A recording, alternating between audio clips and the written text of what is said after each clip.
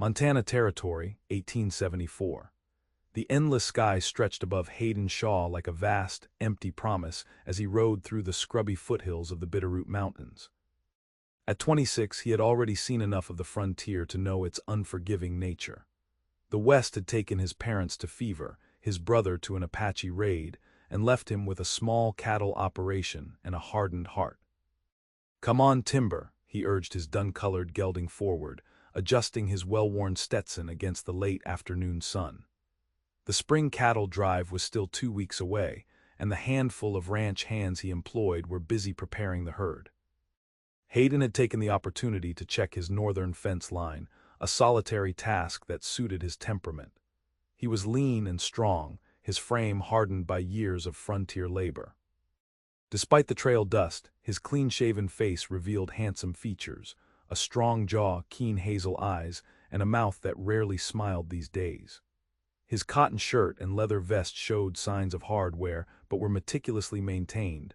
Sloppiness got men killed on the frontier. As Timber picked his way through a rocky stream bed, Hayden reflected on the letter he'd received from his aunt in Boston. Another attempt to convince him to come back to civilization and find a proper wife. He scoffed at the thought. Love was a luxury the frontier didn't permit, not for long anyway. Everyone left eventually, by choice or by death. Better to accept solitude than risk the inevitable heartbreak. The frontier demanded everything and returned precious little. "A man needs nothing but his horse, his gun, and enough sense to stay alive," he murmured to Timber, a mantra he'd adopted after burying his brother 3 years prior. "Attachment is just asking for trouble." A flicker of movement in the distance caught his eye, pulling him from his thoughts. Hayden reined Timber to a halt, narrowing his gaze.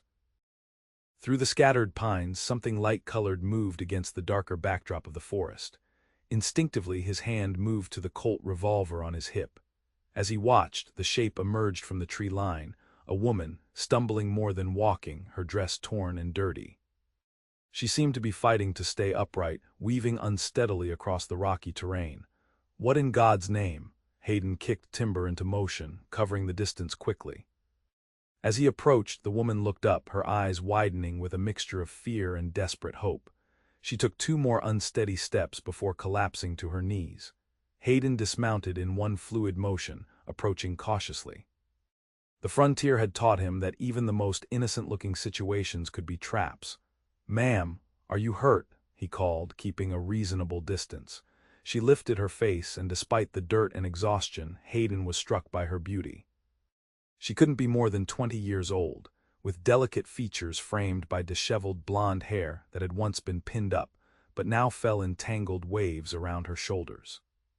Her blue dress, though tattered and mudded, was of fine quality, clearly not frontier-made. "Thank God," she whispered, her voice raspy with thirst. "I thought I would die out here." Hayden knelt beside her, offering his canteen. "Drink slowly," he instructed. "Too much at once will make you sick." She obeyed, taking small sips before speaking again. "My name is Grace Porter. Our stagecoach was attacked 2 days ago." "The driver and the other passengers," her voice faltered. I've been walking ever since." Hayden's jaw tightened. Stagecoach robberies weren't uncommon, but they'd increased in the past months. "I'm Hayden Shaw. My ranch is about 4 miles south of here." "Mr. Shaw," she said, relief washing over her face. "I haven't slept, I'm lost, and I—" Her words were cut short as she swayed, clearly at the limit of her endurance. Hayden caught her before she fell. This was exactly the kind of complication he avoided. A lone woman meant trouble, questions from neighbors, expectations of propriety, and the uncomfortable task of figuring out what to do with her. His ranch was no place for a lady, yet he couldn't leave her. The nearest town was 20 miles away and night was approaching. Predators, both animal and human, would find her easy prey. "Can you ride?" he asked, already knowing the answer as she struggled to remain conscious. "I don't know," she admitted, her blue eyes clouded with exhaustion. With a resigned sigh, Hayden lifted her onto Timber, then mounted behind her. She was light in his arms, too light, suggesting days without proper food. As he turned his horse toward home, he felt her body relax against his chest as exhaustion claimed her. This is temporary, he told himself firmly as he guided Timber down the familiar trail, the woman's head resting against his shoulder. Get her fed, rested, and to town. Nothing more. But as the sun sank toward the mountains, casting long shadows across the Montana wilderness, Hayden Shaw couldn't ignore the uncomfortable feeling that his carefully ordered life had just been irrevocably disrupted. The small, weathered ranch house came into view as the last light faded from the sky. It wasn't much, a main cabin with 2 rooms, a barn, and a bunkhouse for the 3 hands he employed. But it was his, built with his own hands after establishing the cattle operation 4 years ago. Grace stirred as he reined Timber to a stop in front of the cabin. "Where are we?" she murmured, disoriented. "My ranch," Hayden replied, dismounting and reaching up to help her down. "Shaw's place is what the locals call it, though there's no fancy sign." Her legs buckled as her feet touched the ground, and he caught her again, sighing as he made a quick decision. He lifted her into his arms and carried her toward the cabin. "I can walk," she protested weakly. "Evidence suggests otherwise, Miss Porter," he said, pushing open the door with his boot. Inside, the cabin was simple but clean. A stone fireplace dominated one wall, with a wooden table and chairs nearby. A curtain separated the main room from his sleeping quarters. The furniture was handmade but sturdy, reflecting Hayden's practical nature. He set Grace down on a chair and quickly lit a lamp and stirred the banked fire to life. In the improved light, he could better assess her condition. Her face was smudged with dirt and scratched from brush, her hands raw, and her dress torn at the hem and sleeve. "Wait here," he said, disappearing behind the curtain. He returned with a clean shirt and trousers. "These will be too big, but they're clean. You can change behind the curtain. I'll heat some water for you to wash." Grace clutched the offered clothes, looking around uncertainly. "Mr. Shaw, I don't know how to thank you." "No need," he said curtly, moving to the stove to heat water. "Anyone would have done the same." "Not anyone," she replied softly. "I've been walking for 2 days. 2 men on horseback passed me yesterday. They saw me, but they just rode on." Hayden's jaw tightened. The territory attracts all kinds, some better than others. While Grace changed, Hayden prepared a simple meal of beans, bacon, and biscuits left from breakfast. He poured a cup of coffee and set everything on the table just as she emerged from behind the curtain. His clothes engulfed her slender frame. She had rolled up the sleeves and pant legs and used one of his belts to cinch the waist. She had also managed to clean her face and hands with the water he'd provided, and had attempted to tame her blonde hair, which now hung in a simple braid down her back. Despite the masculine attire, she looked undeniably feminine and far too young to have endured what she had. 19, she said, noticing his appraising look. "I'm 19 years old, Mr. Shaw. Old enough to know that my situation is highly improper, but too grateful to refuse your help." Hayden gestured toward the food. "Eat, we can worry about propriety later." She sat and began to eat with careful restraint that gradually gave way to genuine hunger. While she ate, Hayden busied himself with everyday tasks, uncomfortable with the female presence in his cabin. "Where were you headed?" he finally asked, taking a seat across from her with his own cup of coffee. Grace finished a bite of biscuit before answering. "Virginia City. My aunt lives there. My parents died last winter in Chicago influenza. Aunt Martha is my only remaining family." "I'm sorry for your loss," Hayden said, the words feeling inadequate. A shadow passed over her face. "Everyone loses someone out here, don't they? That's what the man at the stagecoach office told me when I mentioned my concerns about the journey." He wasn't wrong, Hayden agreed. The territory isn't forgiving. "And yet people keep coming," she observed, "seeking something worth the risk." Hayden shrugged. "Land, gold, a fresh start, the usual reasons."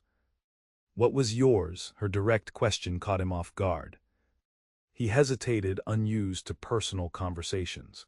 "My father brought us here when I was 16. He had dreams of building something lasting. The land outlasted him, though."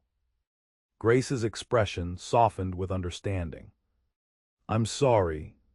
An uncomfortable silence fell between them. Hayden stood abruptly.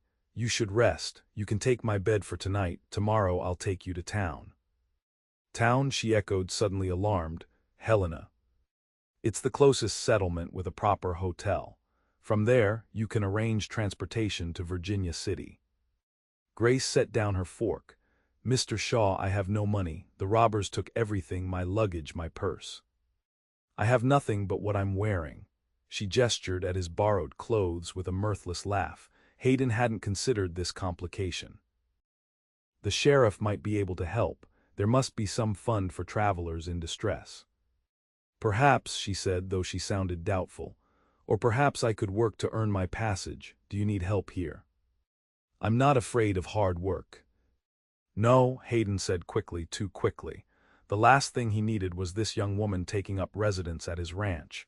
This is no place for a lady. I see, her voice cooled slightly. Then I'll find work in Helena. I can cook, clean, and sew quite well. Hayden rubbed the back of his neck, uncomfortable with the turn of conversation. We'll figure something out tomorrow. For now, you need rest. He showed her to his simple bedroom with its narrow bed and pine furniture. I'll sleep in the main room, he assured her, noting her hesitation. Thank you, she said, standing awkwardly in the doorway. For everything. Hayden nodded stiffly and turned to leave. Mr. Shaw, her voice stopped him. What happened to the other passengers? Did they all die? He turned back, seeing the fear and guilt in her eyes. I don't know. But you did the right thing by running. One person alive is better than none. She nodded, though she didn't look convinced.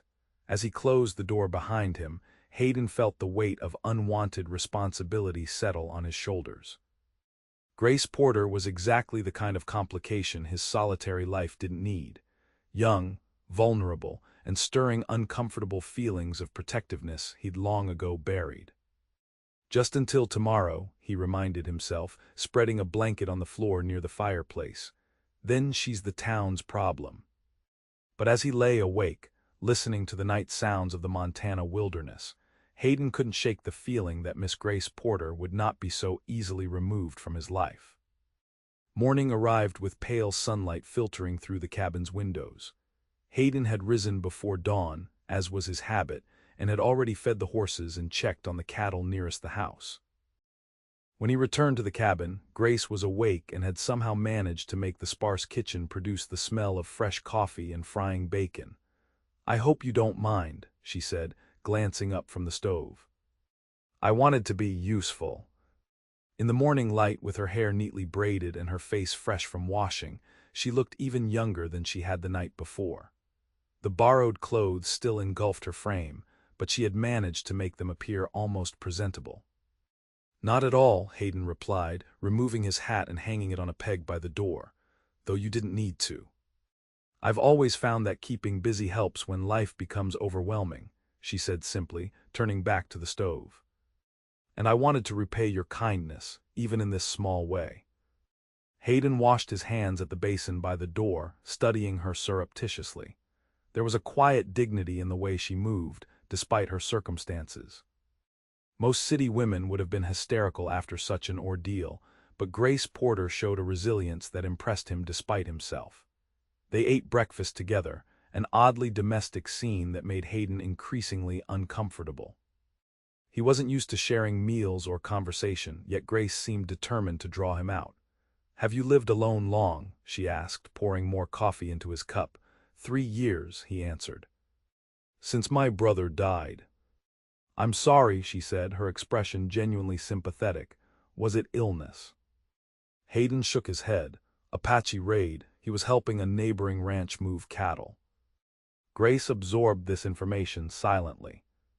After a moment, she said, my father used to say that the West was beautiful but merciless. I think I understand what he meant now. Your father was right, Hayden agreed, finishing his coffee and standing. We should head to town soon. It's a few hours' ride. Grace nodded, rising to clear the dishes. As she moved around the small kitchen, Hayden found himself watching her with an uncomfortable awareness. There was something both vulnerable and determined about her that disrupted his carefully maintained emotional distance. I'll need to borrow a horse, she said practically. unless you expect me to walk to Helena." The hint of spirit in her voice caught him by surprise. "Can you ride?" "Of course, not like a cowboy perhaps, but well enough. My father kept horses in Chicago." "You'll take thunder," he's steady. An hour later they were on the trail to Helena. Grace rode side-saddle despite the men's clothing, her posture straight and her handling of the horse confident, if not expert. Hayden had found an old coat for her to wear against the morning chill, and with her blonde hair tucked under a spare hat, she might have passed for a young man from a distance. The spring landscape was coming alive around them. Patches of wildflowers scattered among the grasses, aspen leaves trembling with new growth, the mountains still capped with snow but the valleys warming with promise.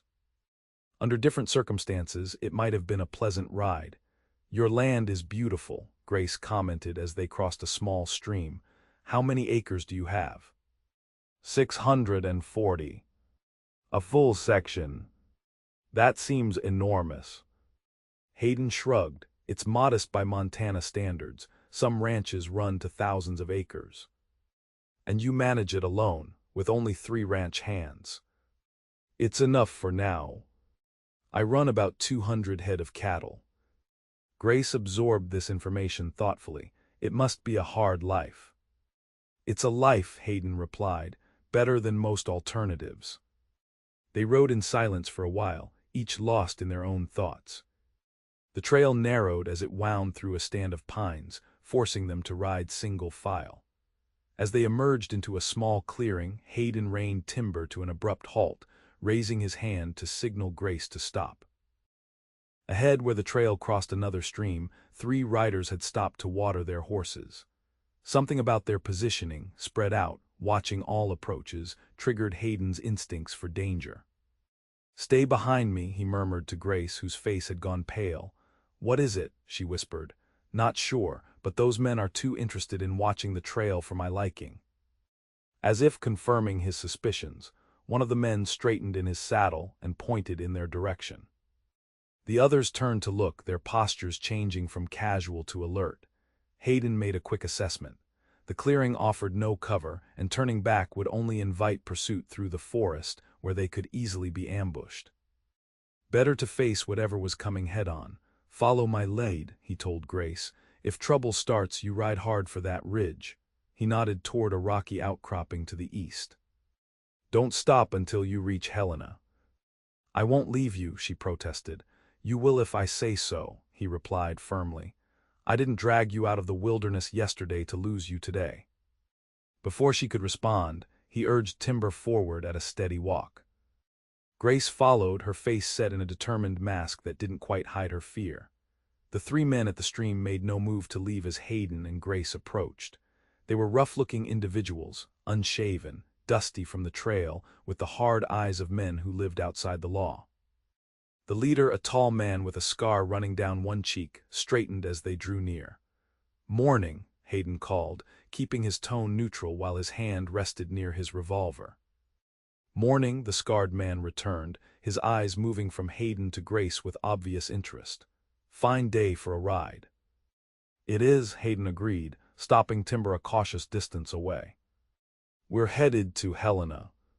"Helena," the man repeated, exchanging glances with his companions. "Interesting, we just came from that direction. Heard some news you might find valuable." "What's that?" Hayden asked, alert for any sudden movements from the 3. "Stagecoach was robbed 2 days back. Driver killed, passengers scattered." The man's eyes fixed on Grace again. "1 passenger missing. Young woman, blonde, reward offered for information."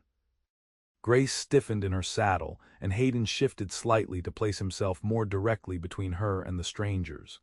"That's so," Hayden kept his voice level. "Terrible business, stagecoach robberies." "Indeed," the scarred man smiled, revealing a missing front tooth. "That wouldn't be the missing lady, would it? Hard to tell in those clothes, but she has the right coloring." "This is my brother's boy," Hayden lied smoothly. "Taking him to school in Helena. He's had his fill of ranch life." The scarred man's smile widened, clearly disbelieving. "Brother's boy, huh? Seems awful pretty for a boy." The tension escalated as the other two men subtly repositioned their horses, attempting to flank Hayden and Grace. "We're in a hurry," Hayden said, his hand now resting openly on his revolver. "If you'll excuse us." "Now that's not friendly," the scarred man said, his own hand moving toward his weapon. "We're just being neighborly, asking after a missing woman. Reward substantial." Hayden's mind raced, calculating odds that were decidedly not in their favor. 3 against 1, with Grace to protect. His best hope was to create enough of a distraction for her to escape. The standoff might have erupted into violence, then if not for the distant sound of hoofbeats approaching from the direction of Helena. All parties turned to look as a group of 6 riders appeared around the bend in the trail, the lead rider wearing the unmistakable star of a U.S. Marshal. The scarred man cursed under his breath. With a nod to his companions, he touched his hat to Hayden. "Another time, perhaps. Good day to you." The 3 riders splashed across the stream and disappeared into the trees on the far side, pushing their horses hard. Hayden remained tense until the lawman approached. The marshal, a weathered man in his 50s, reined his horse to a stop beside them. "Everything all right here?" he asked, his experienced eyes taking in the situation. "Those men were asking about the stagecoach robbery," Hayden explained. "Seemed too interested in my companion." The marshal studied Grace, recognition dawning. "You'd be the missing passenger, I'd wager, Miss Porter." Grace nodded, visibly relieved at the presence of the law. "Yes, sir, Grace Porter. I've been walking for days before Mr. Shaw found me yesterday." "We've been looking for you," the marshal said. "Those 3 are likely the same men who robbed your stage. They've hit 3 coaches in the past month." "They mentioned a reward," Hayden said. The marshal nodded. "Miss Porter's aunt in Virginia City offered $500 for information on her whereabouts. Those men probably meant to collect it one way or another." He turned to Grace. "You're lucky, miss. Not many survive an encounter with that gang." "I ran into the forest when the shooting started," Grace explained, her voice steady despite the reminder of her ordeal. "I just kept going until I couldn't anymore. That's when Mr. Shaw found me." The marshal turned to Hayden with newfound respect. "You did a good thing, son. Now, we need to get Miss Porter to Helena. Her aunt has been notified and is traveling to meet her." Relief washed over Hayden. The marshal's arrival had not only saved them from a potentially deadly confrontation, but also solved the problem of what to do with Grace. She would be safely returned to her family, and he could return to his solitary existence. So why did the thought fill him with a strange emptiness? The ride to Helena took on a different character with the marshal's escort. Grace rode beside Hayden, occasionally glancing at him with an expression he couldn't quite decipher. Was it gratitude? Something more? He kept his eyes on the trail, unwilling to examine the unexpected reluctance he felt at the thought of their imminent parting. Helena emerged from the landscape as the sun reached its zenith, a bustling mining town that had grown from a gold camp to the territory's economic center. Wooden buildings lined the main street, with the occasional brick structure signaling the town's prosperity and permanence. The marshal led them to the sheriff's office, a sturdy building on the main street. Inside, Grace gave her statement about the robbery while Hayden waited, feeling increasingly out of place in the busy town. When she emerged from the sheriff's private office, she had been given a dress borrowed from the sheriff's wife. A simple blue calico that fit her better than Hayden's clothes had, though still not perfectly. She had also washed properly and arranged her blonde hair in a more suitable style. The transformation was striking. The frontier survivor had become a proper young lady again, one who clearly belonged in civilization, not on a remote cattle ranch. "Thank you for waiting," she said, approaching Hayden with a tentative smile. "The sheriff says my aunt will arrive tomorrow. They've arranged a room for me at the hotel until then." Hayden nodded, suddenly awkward. "Good. That's good." An uncomfortable silence fell between them, filled with unspoken words. "Mr. Shaw," the sheriff called, emerging from his office. "A word, if you don't mind." Hayden followed the lawman, leaving Grace in the front office. "Marshal tells me you handled yourself well out there," the sheriff said. Those outlaws have been causing trouble for months. We're organizing a posse to go after them now that we have a better idea where they're operating. I just happen to be in the right place, Hayden demurred. Nevertheless, Miss Porter owes you her life. Her aunt, Mrs. Eleanor Thornton, is a woman of considerable means. I expect she'll want to reward you properly. Hayden shook his head. That's not necessary. The sheriff studied him thoughtfully. Not many men would turn down a reward, especially one that could be substantial. I don't need payment for doing what anyone would do, Hayden insisted. As you wish, the sheriff shrugged. Will you be staying in town tonight? Hayden hesitated. The sensible thing would be to start back immediately. His ranch hands were capable, but he didn't like leaving the property unattended for long. Yet the thought of the long ride back, alone with his thoughts, was suddenly unappealing. I haven't decided, he answered honestly. Well, if you stay, the Grand Hotel has rooms. Tell them Sheriff Cooper sent you. Hayden thanked him and returned to the front office, where Grace was waiting. The sheriff has arranged an escort to take me to the hotel, she said, gesturing to a deputy who stood by the door. Will you, that is, are you leaving for your ranch now? Something in her tone made him pause. I thought I might stay the night, start fresh in the morning. Relief flickered across her face. Then perhaps. Would you join me for dinner at the hotel? It's the least I can do to thank you. Hayden should have refused. A formal dinner at Helena's finest hotel was far outside his comfort zone, yet he found himself nodding. I'd be honored, Miss Porter. Her smile was worth the discomfort he knew would follow. 7 o'clock then. As she left with the deputy, Hayden realized with some alarm that for the first time in years, he was genuinely looking forward to an evening in someone else's company. The Grand Hotel lived up to its name, at least by Montana Territory standards. The lobby featured actual carpets and oil paintings, and the dining room boasted white tablecloths and crystal glasses. Hayden, who had purchased a new shirt and had his good boots polished for the occasion, still felt woefully out of place among the businessmen and their wives. Grace, however, looked entirely at home. The hotel had provided her with a proper dress, a simple but elegant blue gown that complemented her eyes and fair complexion. Her blonde hair was arranged in an elaborate style that framed her face beautifully. When she spotted Hayden waiting awkwardly in the lobby, her face lit with a smile that momentarily took his breath away.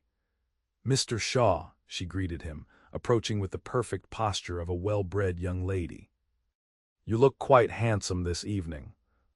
Hayden managed a stiff bow. And you look, he searched for an appropriate word that wouldn't reveal too much of the admiration he felt. Very nice, Miss Porter. Her eyes sparkled with amusement at his understatement. Shall we? She asked, gesturing toward the dining room. Dinner was an education for Hayden. Grace navigated the formal setting with practiced ease, gently guiding him through the multiple courses and proper utensils without ever making him feel ignorant. Their conversation flowed more freely than it had on the trail, perhaps because the immediate dangers were behind them. Tell me about your ranch, she prompted as they enjoyed their main course. How did you come to own it? Hayden, normally reticent about his past, found himself sharing the story of his family's journey west, his father's determination to build something lasting, and the struggles they had faced. After my father and mother died, my brother James and I kept the ranch going. We had 20 head of cattle then, barely enough to call it a ranch, but we worked hard, saved every penny. When James died, I nearly sold the place.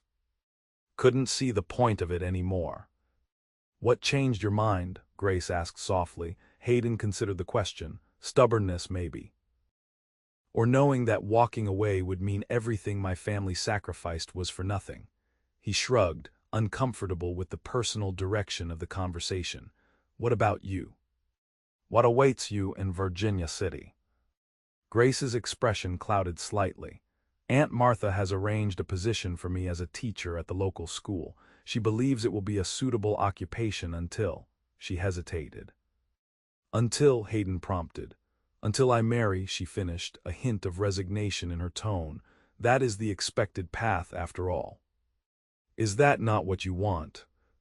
Grace traced the rim of her water glass with one finger. I want a life that matters, Mr. Shaw. My father was a doctor. He taught me that service to others is the highest calling. Teaching will allow me to honor that belief for a time at least. And marriage wouldn't, Hayden asked, genuinely curious. It depends entirely on the husband, doesn't it? She met his eyes directly. Some men see a wife as merely an ornament or a convenience, others as a true partner. I would only accept the latter. Her directness both impressed and unsettled him. Grace Porter clearly knew her own mind, a quality rare in women of her class and upbringing. You might find that difficult in Virginia City, he said honestly. Mining towns attract a certain type of man, not always the partnering kind. Grace smiled wryly. Are you warning me against fortune hunters, Mr. Shaw? How thoughtful. I'm just suggesting that a woman of your, he gestured vaguely, qualities might find herself with limited options in such a place.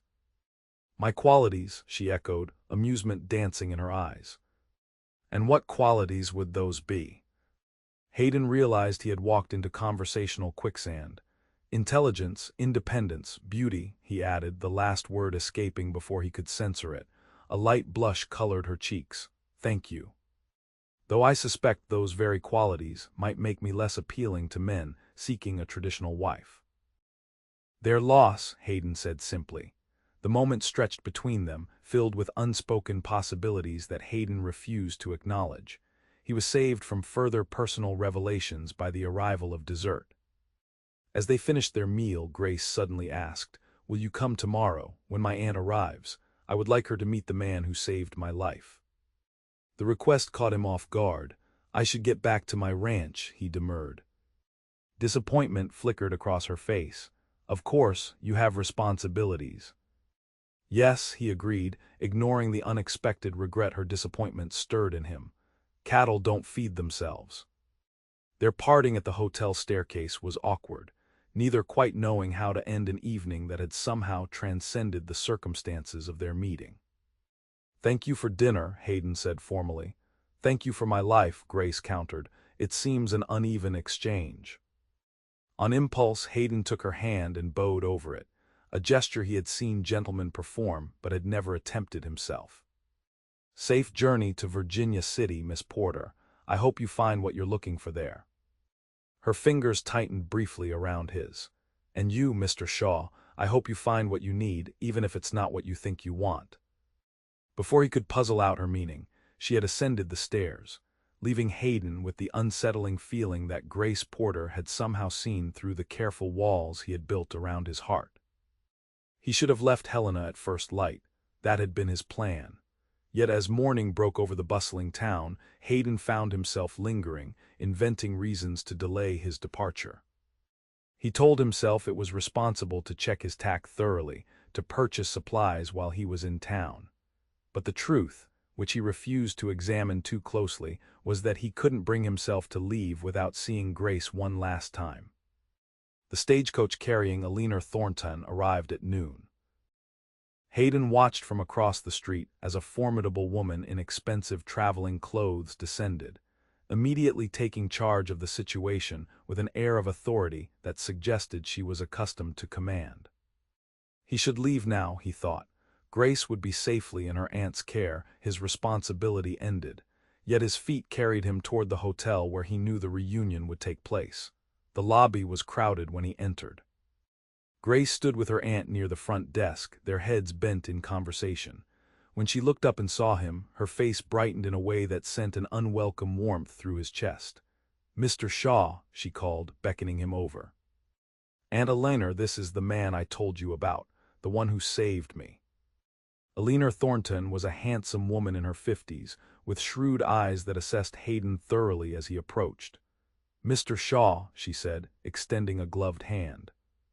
"My niece tells me I owe you a debt of gratitude."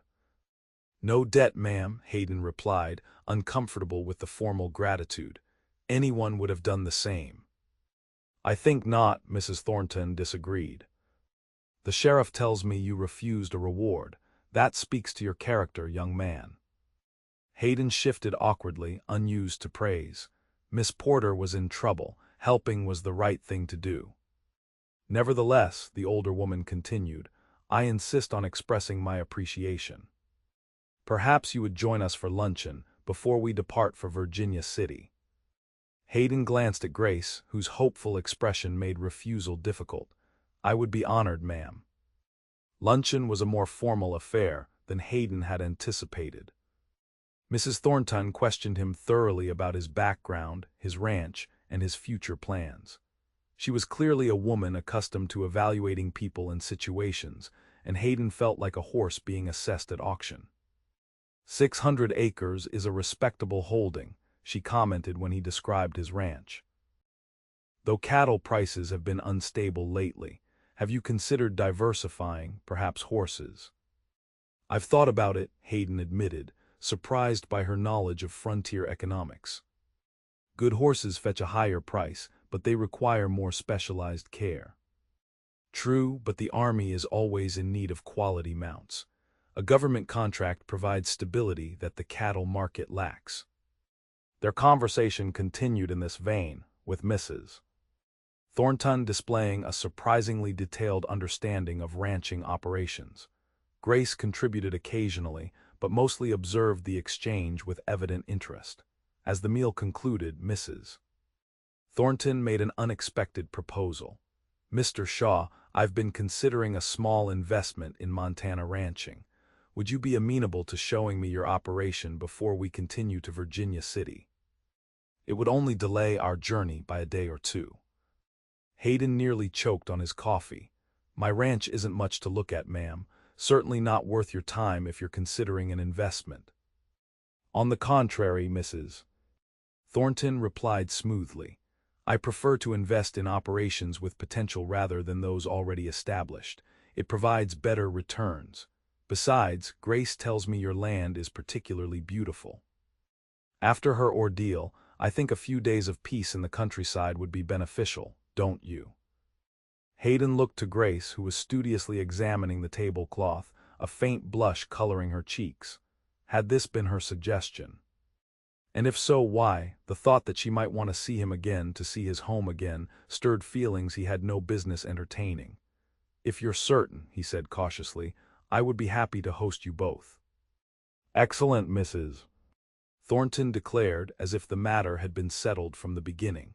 We shall depart tomorrow morning. I assume you can arrange transportation.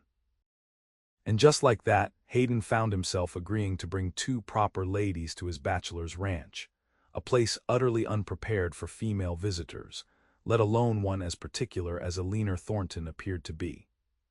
As they left the hotel dining room, Grace managed a private word with him. I hope you don't mind the imposition, she said softly. Aunt Eleanor can be rather determined. I noticed, Hayden replied dryly. Was this your idea? Grace met his eyes directly. I may have mentioned that your ranch would make an excellent investment. The rest was her doing. A hint of mischief played at the corners of her mouth. You did say I was intelligent, Mr. Shaw. Did you expect me not to use that quality to get what I want? Before he could respond to this surprising admission, she had rejoined her aunt, leaving Hayden both confused and intrigued by whatever game Grace Porter was playing. The journey to Shaw's place the next day was considerably more complicated than Hayden's usual solitary rides. Mrs. Thornton had insisted on hiring a carriage for herself and Grace, which meant traveling at a much slower pace than Hayden preferred. Additionally, the aunt had brought a surprising amount of luggage for what was supposedly a brief detour. Grace, at least, seemed to enjoy the journey. Free from the immediate danger that had colored their first trip together, she took evident delight in the spring landscape, frequently asking Hayden to identify wildflowers or birds they encountered. The West really is beautiful, she remarked as they paused to rest the horses beside a clear stream. I can understand why people risk so much to come here. It's beautiful and brutal in equal measure, Hayden replied, helping her down from the carriage. The same sun that makes those flowers bloom can bake a man to death if he's caught without water. How cheerful, Mr. Shaw, Mrs. Thornton commented dryly from the carriage. Do you always temper appreciation with warnings of doom? Hayden felt his ears redden. Just being realistic, ma'am. Realism has its place, the older woman conceded, but so does hope. One cannot build a life on warnings alone. This unexpected bit of philosophy left Hayden momentarily speechless. Mrs. Thornton used his silence to request assistance in descending from the carriage, a maneuver she accomplished with surprising grace for a woman of her years. As the ladies refreshed themselves by the stream, Hayden found himself wondering what exactly he had gotten himself into. His ranch was no place for social calls, especially from women of quality. The cabin would seem primitive to them, the furnishings crude, the amenities non-existent compared to what they were accustomed to. Yet as he watched Grace gather wildflowers at the stream's edge, her blonde hair catching the sunlight, he couldn't bring himself to regret his impulsive agreement to their visit. They arrived at Shaw's place by mid-afternoon. Hayden was relieved to see that his ranch hands had maintained order in his absence. The cabin looked tidier than usual, and someone had even set a pot of geraniums by the front door, likely the work of Miguel's wife, who occasionally helped with household matters. "So this is your kingdom, Mr. Shaw," Mrs. Thornton remarked as he helped her from the carriage. Her tone gave no indication whether she found it impressive or disappointing. "It's not much," Hayden acknowledged, suddenly seeing his home through their eyes. The weathered logs of the cabin, the simple furnishings visible through the windows, the utilitarian arrangement of the outbuildings. "But it's mine." "That counts for a great deal in this world," Mrs. Thornton replied. "Ownership provides a foundation for growth."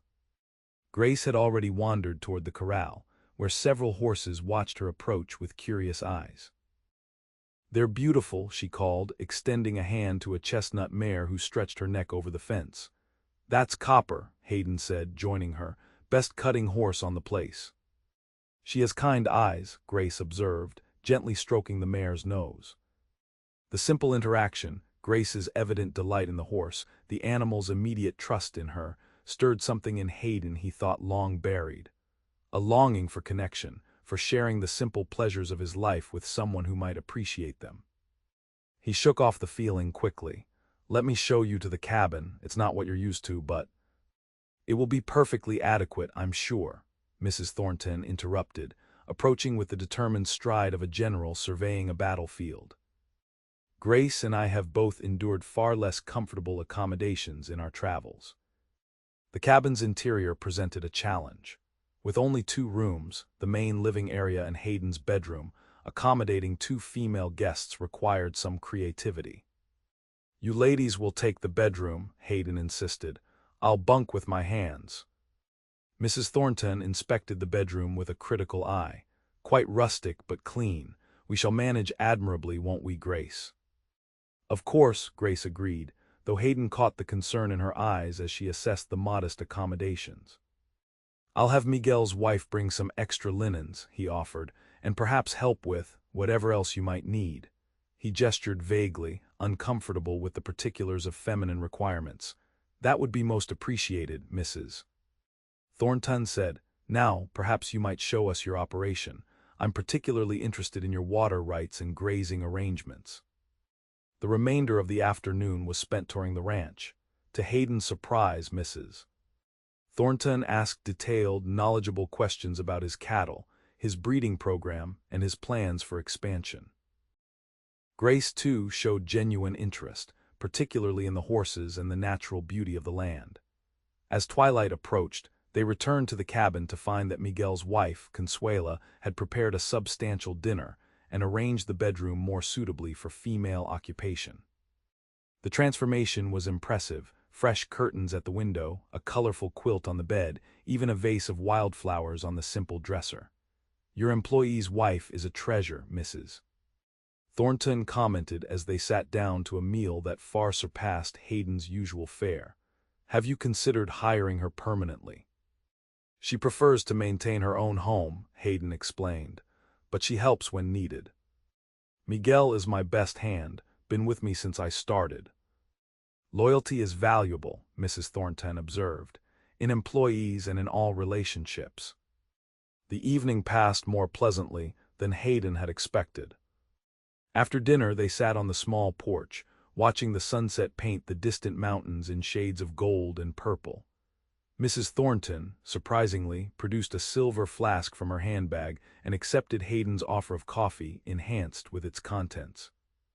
"Bourbon eases the trail dust," she explained with a wink that momentarily transformed her from imposing matron to conspirator. Grace declined the bourbon but accepted coffee, her expression thoughtful as she gazed across the landscape that was briefly transformed by the day's dying light. "It really is magnificent," she said softly. "I can see why you stay despite the hardships." "The land gets in your blood," Hayden agreed. "My father used to say that.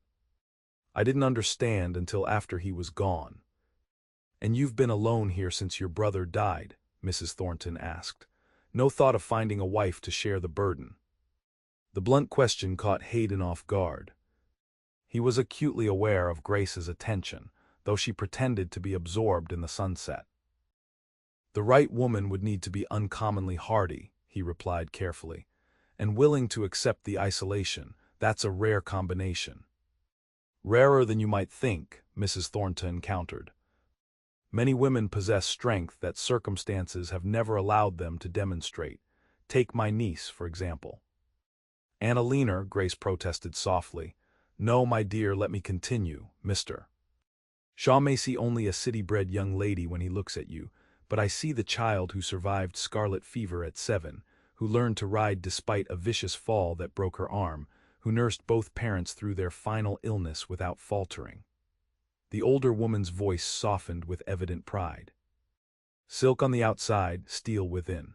A quality essential for frontier life, wouldn't you agree, Mr. Shaw?" Hayden found himself at a loss for words, seeing Grace with new eyes. The quiet dignity she had shown throughout her ordeal took on new meaning with this context. "I would," he finally managed. "Though I wouldn't wish frontier hardships on anyone, especially someone who has already endured so much." "Life doesn't ask our permission before delivering hardship, Mrs. Thornton observed. It only asks how we respond. Some break, others adapt and grow stronger."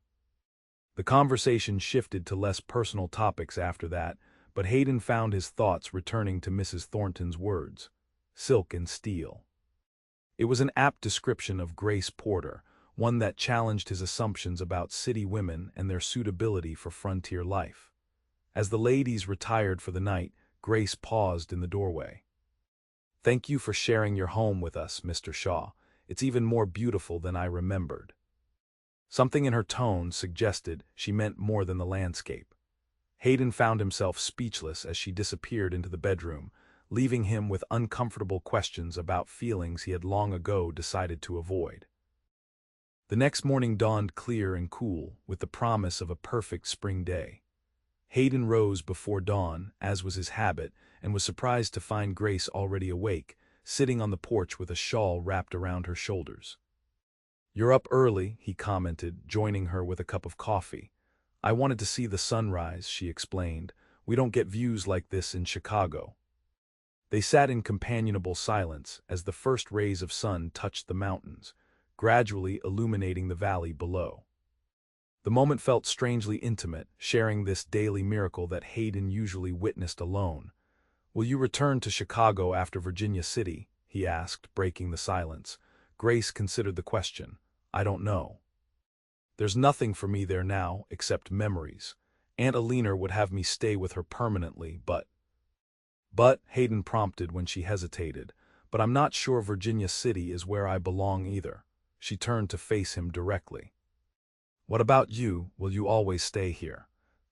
The question caught him off guard. "It's my home," he said simply. "Where else would I go?" "Nowhere if you're content." Grace's gaze was searching. "Are you, Hayden, truly content with your solitary life?"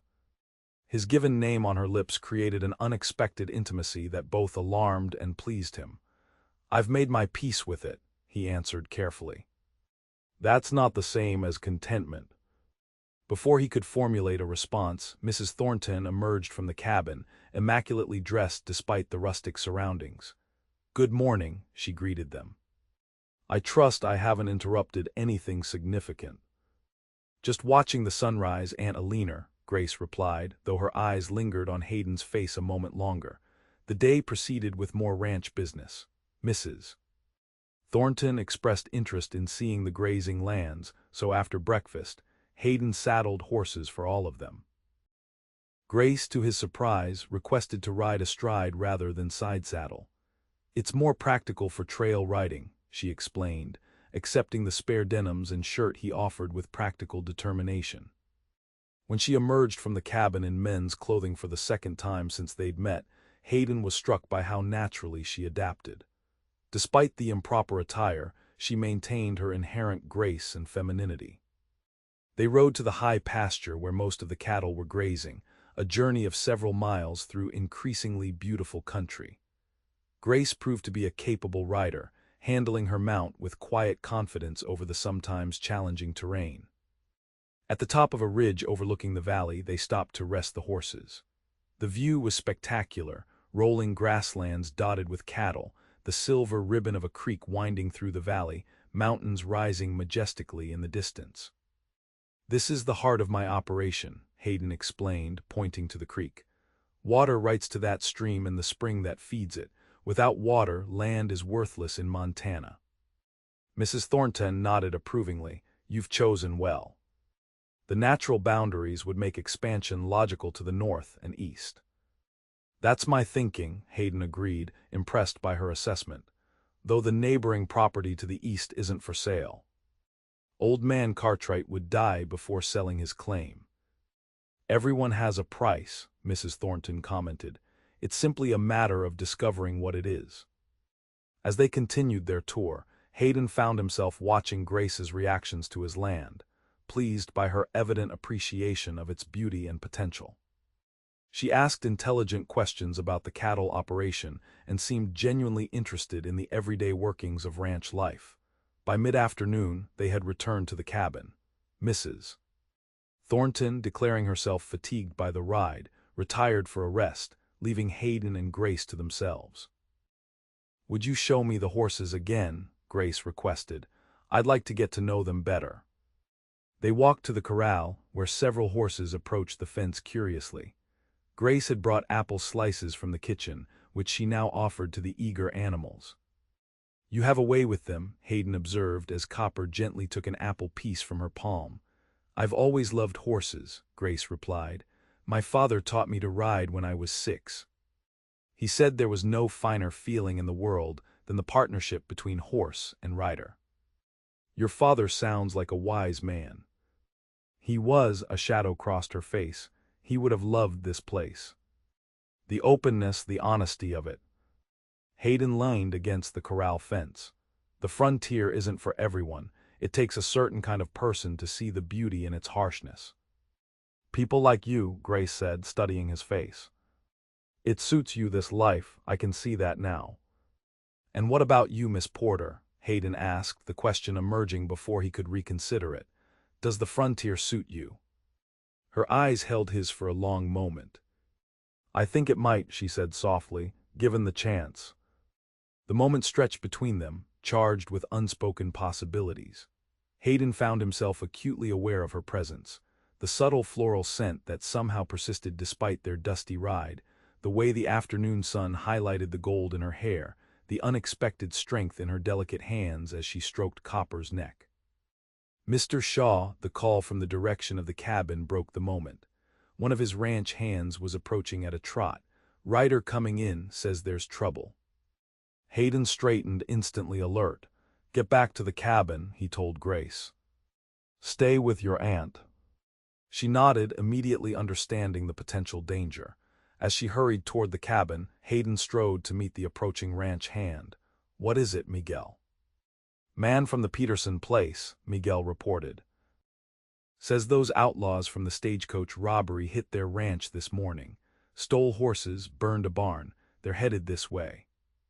Cold determination replaced the warmth Hayden had been feeling moments before.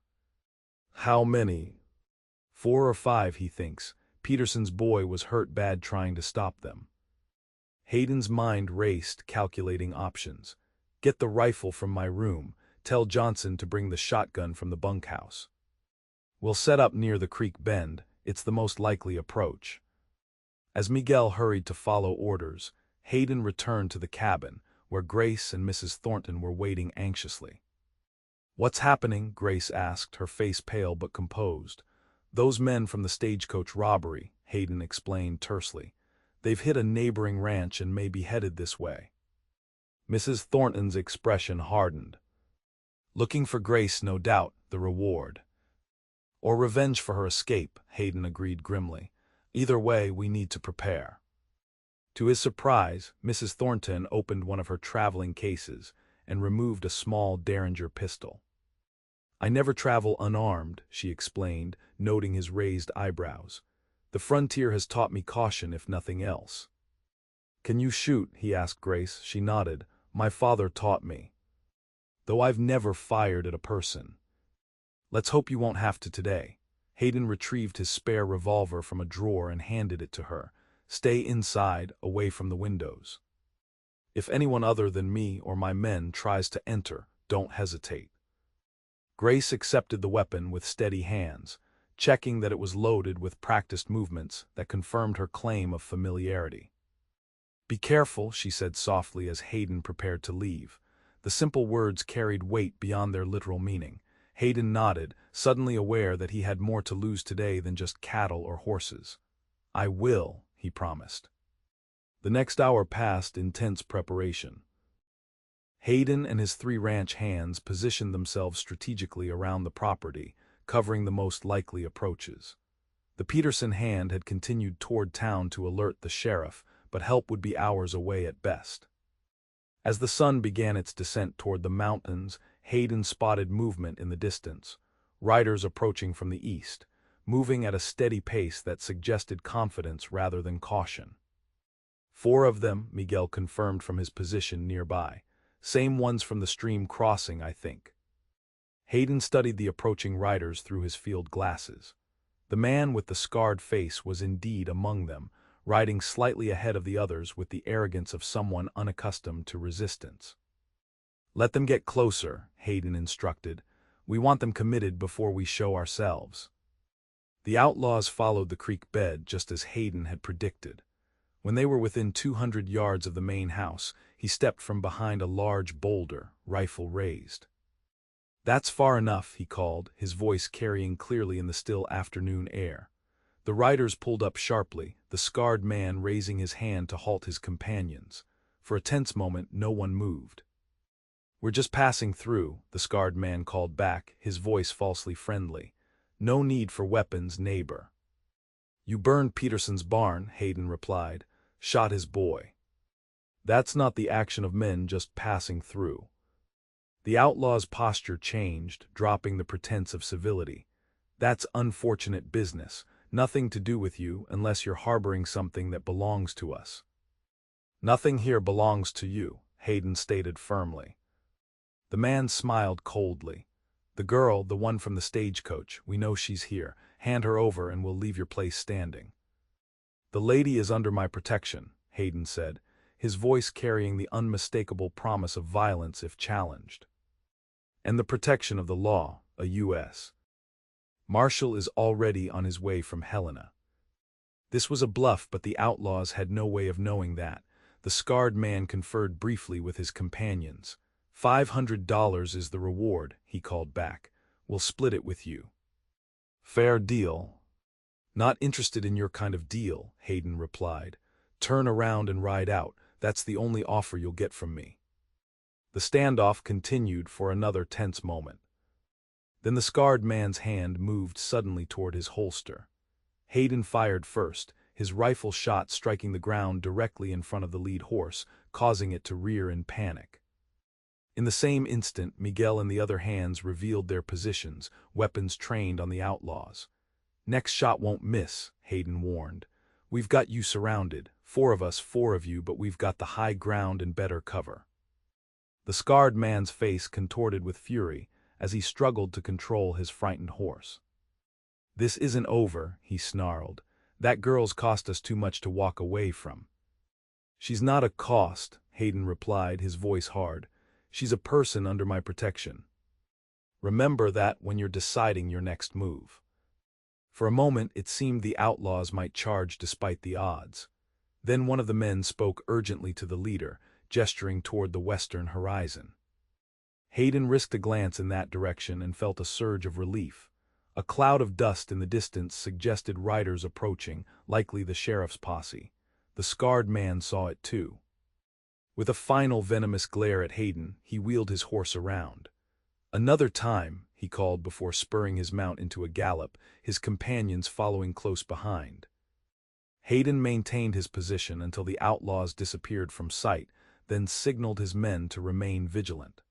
The approaching riders might be the sheriff's posse, or it might be a trick to lower their guard. "Stay alert," he ordered, making his way back to the cabin. Inside, he found Grace and Mrs. Thornton waiting anxiously, both armed and positioned away from the windows as he had instructed. "They've gone for now," he reported. "Riders coming from the west, probably the sheriff." Grace's relief was palpable, though she maintained her composure. "You weren't hurt?" "Not a scratch," Hayden assured her, struck by the genuine concern in her eyes. They decided the odds weren't in their favor. "A wise assessment on their part," Mrs. Thornton commented dryly, returning her derringer to its case. "Though I suspect they'll be back if given the opportunity." "The sheriff will hunt them down," Hayden said. "They've escalated from robbery to arson and attempted murder. That changes things." The approaching riders proved indeed to be the sheriff's posse, 6 armed men led by Sheriff Cooper himself. After confirming that everyone was unharmed, Cooper took statements from Hayden and his men about the confrontation. "They'll likely head for the territorial border," the sheriff concluded. "We'll pursue at first light. In the meantime, I'll leave 2 deputies here tonight as precaution." "That won't be necessary," Hayden began, but Mrs. Thornton interrupted. "On the contrary, Sheriff, that would be most appreciated. My niece's safety is paramount." The sheriff nodded, clearly more inclined to accept the lady's judgment than Hayden's protest. "Roberts and Wilson will stay. The rest of us will return to town and organize a proper manhunt for tomorrow." As the sheriff's posse prepared to leave, Mrs. Thornton drew Hayden aside. "This changes our plans, of course. We cannot impose on your hospitality any longer, not with these criminals at large." "You're safer here than on the road," Hayden argued, surprised by his reluctance to see them leave. "Perhaps," Mrs. Thornton conceded, "but your safety is also a consideration. These men clearly hold a grudge against you now, as well as an interest in Grace. Better we remove both targets from their reach." Her logic was sound, but Hayden found himself searching for counter-arguments. "The deputies can escort you to Helena tomorrow, after we're sure the outlaws have moved on." "Mrs. Thornton studied his face with knowing eyes. "You seem remarkably concerned with our welfare, Mr. Shaw, particularly that of my niece." Hayden felt heat rise in his face. "She's been through enough already. I wouldn't want her to face further danger." Indeed, the older woman's expression softened slightly. "You're a good man, Hayden Shaw, better than you believe yourself to be, I suspect." Before he could respond to this unexpected assessment, Mrs. Thornton returned to the cabin, leaving Hayden with the uncomfortable feeling that she had seen more of his inner thoughts than he had intended to reveal. The evening passed in tense vigilance. The 2 deputies maintained a patrol around the property, while Hayden and his men took turns watching from strategic positions. Inside the cabin, Grace and Mrs. Thornton prepared a simple dinner, the domestic activity creating a strange contrast to the armed men outside. As they ate, Mrs. Thornton dominated the conversation with stories of her late husband's business ventures in Virginia City, tales that revealed both her sharp mind for finance and her genuine affection for the man she had lost. "Thomas always said opportunities exist where others see only obstacles," she recalled. "It's how he built his mining empire from a single claim." Hayden, listening with half an attention, while the other half remained alert for any sound of trouble, found himself increasingly impressed by the older woman's resilience and intelligence. It explained much about Grace's own strength of character. After dinner, as Grace cleared the dishes, Mrs. Thornton fixed Hayden with a penetrating gaze. "Tell me honestly, Mr. Shaw. What are my chances of acquiring the Cartwright property to the east of yours?" The question, so far removed from their current circumstances, caught him by surprise. Slim to none, as I said, Cartwright is stubborn as they come. But his health is failing, I understand. Hayden nodded slowly. His sons have no interest in ranching. They've gone to California. But Cartwright has refused every offer from neighboring ranchers. Mrs. Thornton's eyes gleamed with the light of a strategist seeing possibilities. Perhaps he has refused because the offers came from competitors. A woman investor might present a different opportunity. "You're serious about investing here?" Hayden asked, genuinely curious. "I'm always serious about money, Mr. Shaw," she smiled slightly, "and about securing my niece's future." Before Hayden could puzzle out the connection between these two statements, a deputy appeared at the door. "All quiet," he reported. "But we should maintain watches through the night." The practical matter of security arrangements provided a welcome diversion from Mrs. Thornton's cryptic comments. Hayden organized the night watches, ensuring that the cabin was never left unguarded. As the evening drew to a close, Grace found a private moment to speak with Hayden on the porch, where he was preparing for the first watch. "I'm sorry for bringing this trouble to your door," she said softly. "You have nothing to apologize for," Hayden replied, checking his rifle by the dim light spilling from the cabin windows. "Those men made their choices. Still, if not for me—" "If not for you," Hayden interrupted, looking up from his weapon, "I'd be sitting here alone, as I have nearly every night for the past 3 years. I prefer the current arrangement, despite the complications." The admission surprised them both. Grace's eyes widened slightly, then softened with an emotion Hayden wasn't prepared to name. "As do I," she said simply. The moment stretched between them, filled with unspoken possibilities. Then with a small smile, Grace returned to the cabin, leaving Hayden to his watch and his increasingly conflicted thoughts. The night passed without incident. At dawn, Sheriff Cooper returned with fresh deputies and confirmed that the outlaws' trail led east, toward the Dakota Territory. "We'll continue pursuit," he assured Hayden and the ladies as they gathered for a hasty breakfast. "But it would be wise for Miss Porter to return to town where she can be better protected until these men are apprehended." "I agree, Mrs. Thornton said firmly. "We shall depart immediately. Mr. Shaw, would you be so kind as to arrange for the carriage?" Hayden nodded, feeling a strange hollow sensation at the thought of their departure. In just a few days, Grace Porter had somehow breached the careful walls he had built around his life, bringing both danger and a vitality he hadn't realized he was missing. As preparations were made for their return to Helena, Hayden found himself inventing reasons to delay, offering to check the carriage wheels, suggesting a final cup of coffee before the journey. Each action earned him a knowing look from Mrs. Thornton and a soft smile from Grace. Finally, with the carriage loaded and the sheriff's deputies mounted and ready to escort them, the moment of departure could no longer be postponed. Mrs. Thornton thanked Hayden formally for his hospitality, then deliberately moved to speak with the sheriff, leaving Hayden and Grace momentarily alone. "I don't know how to thank you," Grace began, her blue eyes meeting his with an openness that made his heart beat faster. "There's no need," Hayden replied, the words feeling inadequate for the emotions churning within him. "There is," she insisted. "You saved my life, opened your home to us, and protected us from danger. Most men would have done far less." "Most men haven't met Grace Porter," Hayden said, surprising himself with the honesty of the statement. A delicate blush colored her cheeks. "Will you write to me in Virginia City? I would like to know how your ranch fares, and its owner." The request was both proper and deeply meaningful. "I'm not much for letters," Hayden admitted. "But for you, I'll make the effort." She smiled then, a genuine expression of pleasure that transformed her face and stole Hayden's breath.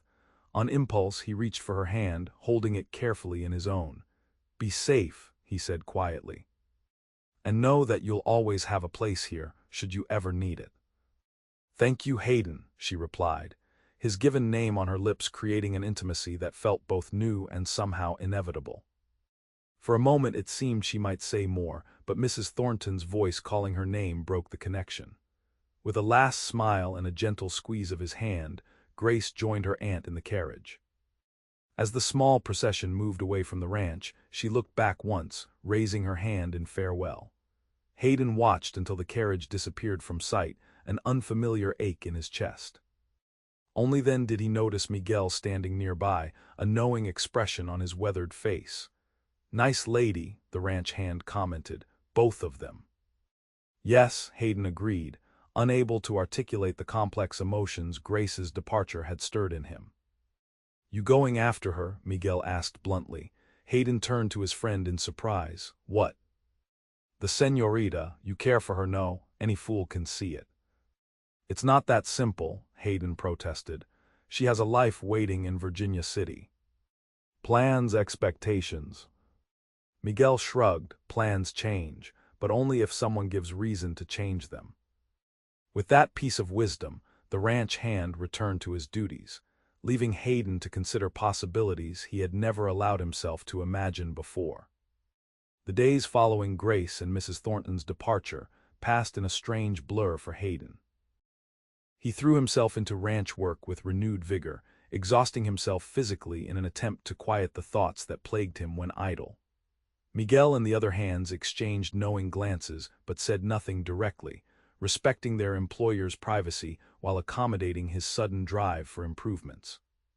Fences were mended, cattle counted and moved to fresh grazing land, the barn roof repaired, all tasks that had been planned for later in the season but now served as welcome distractions. A week after the lady's departure, a letter arrived from Helena. Hayden recognized Grace's handwriting on the envelope and carried it with him throughout the day, waiting until evening when he could read it in privacy. Seated by the fireplace, the cabin eerily quiet after the brief period of female occupation, he finally opened the letter with careful fingers. "Dear Hayden, I hope this letter finds you well and your ranch prospering. Aunt Alina and I have safely returned to Helena, where we remain while the sheriff's hunt for the outlaws continues. I am pleased to report that 2 of the men have been captured near the territorial border. The leader, the man with the scarred face, remains at large, but the sheriff is confident he will be apprehended soon. Aunt Alina has been remarkably busy during our stay here. She has met with several businessmen regarding mining investments and has even arranged a meeting with Mr. Cartwright. I do not know what arguments she employed, but he has agreed to discuss the possibility of selling his land. She is quite determined when she sets her mind to something. Our journey to Virginia City has been delayed by these business matters, though I find I do not mind. Helena is a fascinating town, and each day of delay allows me to send one more letter to Shaw's place. I think often of your beautiful ranch and the brief time I spent there. Despite the danger, I found a peace in those mountains that I have rarely experienced elsewhere. Perhaps it was the landscape, or perhaps it was the company. I suspect the latter. The teaching position in Virginia City still awaits me, yet I find my enthusiasm for it has diminished. Aunt Alina suggests I need not rush into any decision. Sage advice, I believe. I hope you will write when time permits. Even a few words about the cattle or the weather would be welcome. I find myself curious about the daily life of a Montana rancher, particularly one named Hayden Shaw. With warm regards, Grace Porter. Hayden read the letter twice, then folded it carefully and placed it in his shirt pocket, close to his heart. The simple words stirred emotions he had long denied: hope, longing, and a growing certainty that the solitary life he had accepted as his fate might not be the only path available to him. The next morning he rode into town to post his reply, a letter that took him half the night to compose, the words coming awkwardly to a man unaccustomed to expressing his thoughts on paper. Yet once begun, he found he had more to say than anticipated, filling several pages with descriptions of the ranch, updates on the horses Grace had admired, and careful hints of the emptiness left by her departure. 2 more exchanges of letters followed, each more personal than the last. In her third letter, Grace mentioned that Mrs. Thornton had indeed secured an agreement with old man Cartwright, purchasing his land for a sum that had the entire town talking. Aunt Alina says the property will require competent management, Grace wrote. She has asked me to suggest potential candidates. I find my thoughts turning to a certain rancher who knows the land intimately and has demonstrated considerable skill in managing difficult situations, both agricultural and personal. The hint was clear, yet Hayden hesitated to acknowledge it directly in his reply. The idea that Alina Thornton might be orchestrating a business arrangement that would bring Grace back to Montana seemed too fortuitous to be trusted. Yet hope, long dormant in his heart, had taken root and refused to be dismissed. Nearly a month after Grace's departure, Hayden was returning from checking the northern fence line when he spotted a carriage approaching the ranch house. His heart quickened at the sight, though he told himself it was likely just a neighbor or perhaps the sheriff with news of the remaining outlaw. As he drew closer, however, he recognized the elegant posture of Alina Thornton on the driver's seat, with Grace beside her. The women had apparently dispensed with a driver for this visit, suggesting a confidence in their reception that both amused and heartened Hayden. He urged Timber into a trot, reaching the cabin just as Mrs. Thornton expertly brought the carriage to a halt. "Mr. Shaw," she greeted him with a regal nod, "we find ourselves in need of your expertise once again." Grace's eyes met his, a smile playing at the corners of her mouth as she added, "And perhaps your hospitality as well." Hayden dismounted, removing his hat as he approached the carriage. "Both are at your disposal," he replied, unable to suppress the smile that rose to his lips at the sight of her, "though I must admit to some surprise at your return." "Business necessitates it, Mrs. Thornton explained, accepting his assistance in descending from the carriage. "I have acquired the Cartwright property, as Grace may have mentioned in her letters." "She did," Hayden confirmed, his eyes still on Grace as she gathered her skirts to step down. When he offered his hand, she took it with a warmth that suggested more than mere politeness. "The land requires assessment," Mrs. Thornton continued. "Water resources, grazing capacity, potential for improvement. Who better to provide that assessment than our neighbor?" Hayden tore his attention from Grace to focus on the older woman's proposition.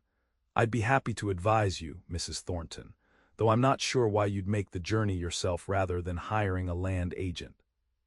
"I never entrust important decisions to intermediaries," she replied crisply. "And this is indeed an important decision." Grace, who had remained uncharacteristically silent, finally spoke. "Aunt Alina is considering establishing a permanent residence on the property," she explained. "Or rather having one established." "A residence," Hayden echoed, confusion evident in his tone. "You're moving to Montana territory." Mrs. Thornton laughed, a surprisingly youthful sound from the formidable woman. "Good heavens, no. Virginia City suits me perfectly well, but Grace has expressed interest in a more rural setting." Hayden's gaze snapped to Grace, who met his eyes steadily despite the blush rising in her cheeks. "I find I prefer mountains to mining towns," she said softly. "The teaching position can be filled by someone else." The implication of their words slowly penetrated Hayden's stunned mind. Mrs. Thornton had purchased the neighboring property for Grace, but why would a young woman choose the isolation of the frontier over the security and society of an established town, unless Mrs. Thornton, observing his confusion with evident amusement, took matters into her own hands. "Mr. Shaw, my niece has received several offers of marriage since arriving in the territory. Miners, merchants, even the mayor's son. She has declined them all." "Aunt Alina," Grace protested, her blush deepening. "It's relevant information, my dear," the older woman replied serenely. "Mr. Shaw should understand the context of our visit." Hayden found himself at a loss for words, hope and doubt warring within him as he looked from aunt to niece. "Perhaps you might show us the Cartwright property," Grace suggested, rescuing him from his confusion. "I've only seen it from a distance." "Of course," Hayden agreed, grateful for the practical task. "Let me have Miguel prepare fresh horses." As he strode toward the barn, his mind raced with possibilities. Was it possible that Grace Porter, with her education, refinement, and beauty, had chosen to return to the Montana wilderness? For him, The thought seemed presumptuous, yet Mrs. Thornton's pointed remarks suggested exactly that. The ride to the Cartwright property provided little opportunity for private conversation.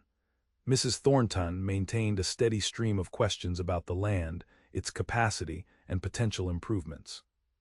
Hayden answered automatically, his attention continually drawn to Grace, who rode beside him with the same quiet confidence she had shown during their previous excursions. The Cartwright ranch was smaller than Hayden's but well situated, with a year-round spring and excellent protection from winter storms. The cabin was older and in need of repair, but solidly built. As they inspected the property, Mrs. Thornton made notes in a small book, occasionally conferring with Grace in low tones.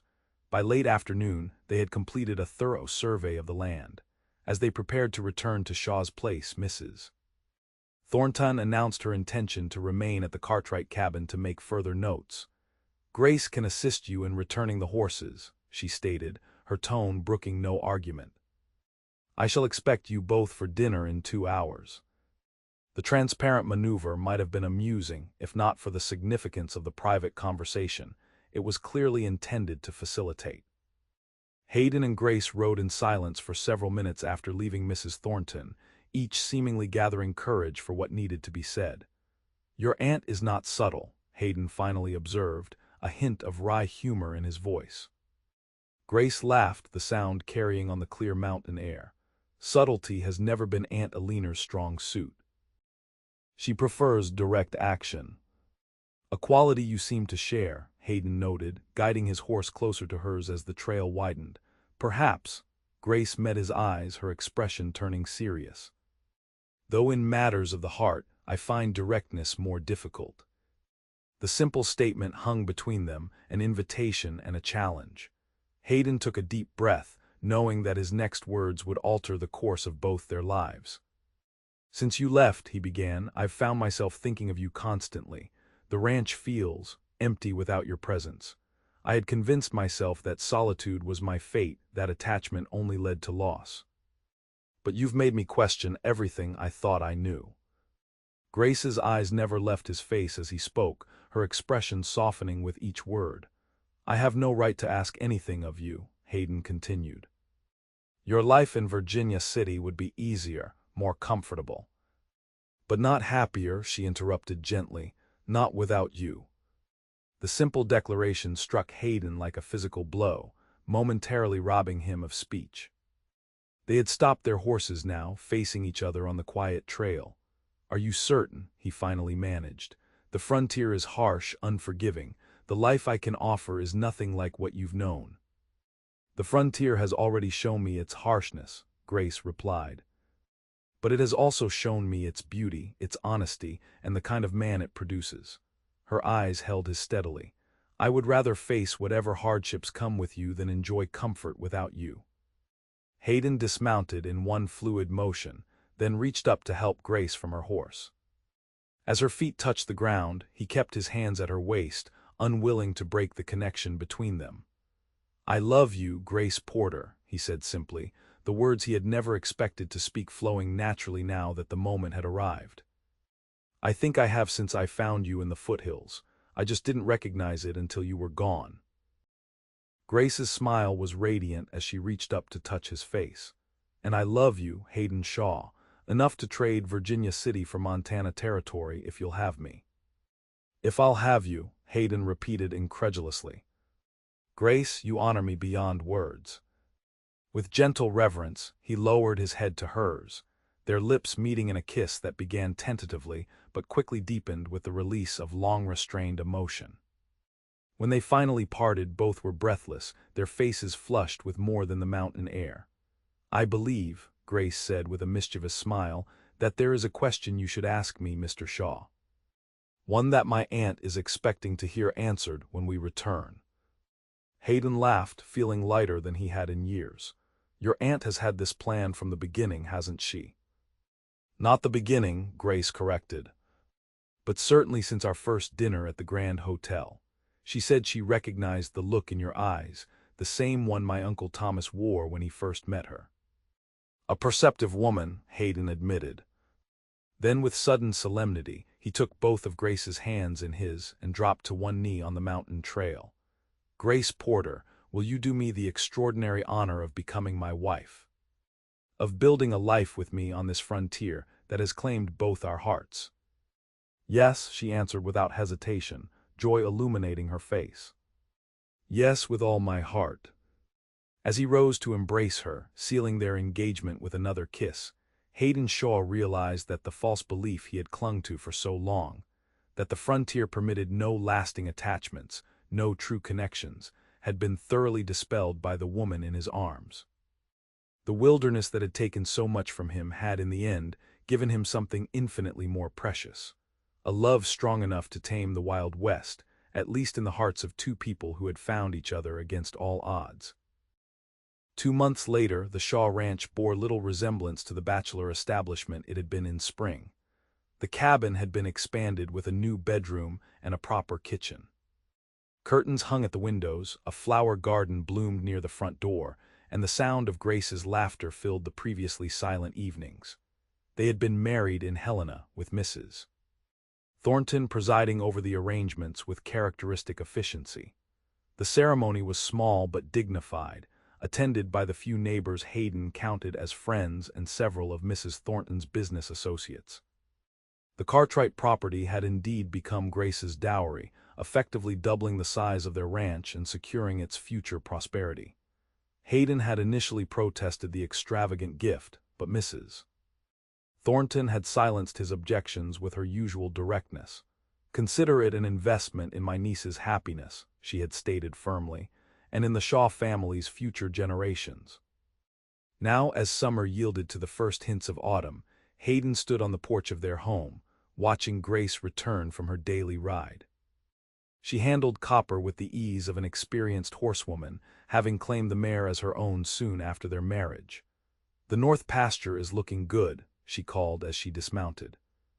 "The new calves are thriving." Hayden smiled, still sometimes overwhelmed by the miracle of her presence in his life. "Miguel says we'll have the best herd in the county next spring." "Miguel is right," Grace agreed, joining him on the porch.